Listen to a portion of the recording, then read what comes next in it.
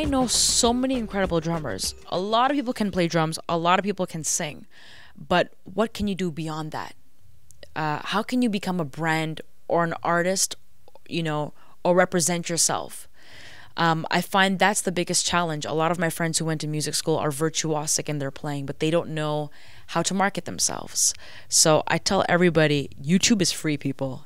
Instagram is free. You're not using it, it's your own problem. You're in Canada. You have to go on the journey of putting stuff up and be very consistent. I know people who post one video in March and then don't do it until December.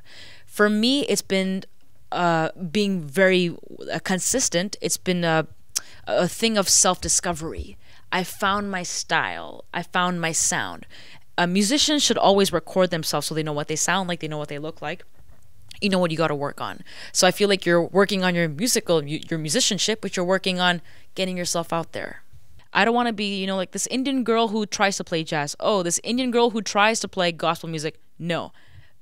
This is a jazz drummer at this gig. Okay, today's Tuesday, tomorrow's Wednesday. Okay, now we have a gospel drummer. Okay, Thursday. No, she's an Afro-Cuban drummer. Snarky Puppy, my favorite band, has this quote that says, music is for the brain and for the booty. So that is something I try to keep my mind on, that I love technique, but I want non-musicians, tone-deaf musicians to enjoy what I'm playing. So I try to keep a balance between social media, networking, and the music aspect, because I don't want to be a drummer that relies on an artist to give me work. I want to have a name for myself and be able to stand on my 2 feet without someone hiring me. It's super important to promote yourself, because especially being a musician, you don't want to always be at the back and you feel important. It's like you go on a tour and the artist is sitting in first class and you're just sitting at the back. Why can't the drummers sit in first class? Why can't the drummers be in the front? So that's kind of been my mindset throughout that. Back in my early teens or preteens or whatever, I wanted to be like a Sheila E. So I was doing a lot of covers. I wanted to be on Ellen, you know, playing congas, playing drums and flipping my sticks and doing stuff like that, and being more like an attraction, you know, kind of an artist per se, not much of a musician. Now it's like I still want that, you know, I want to be on Ellen one day. I still want that public admiration, but I want the musicians to love it as well. So for example, what I did a couple of weeks ago is I love funky slippers. So I go to Pacific Mall in Scarborough, which is like, you can get everything for so cheap. And I picked up Mario slippers.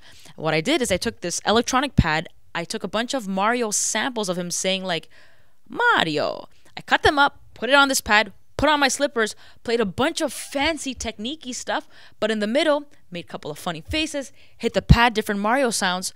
And I got so many views on the video that I put up, and I got a lot of feedback. And what I tend to do is that when I see the feedback on my YouTube, Instagram, or Facebook, I'm like, who's commenting? Are only musicians commenting?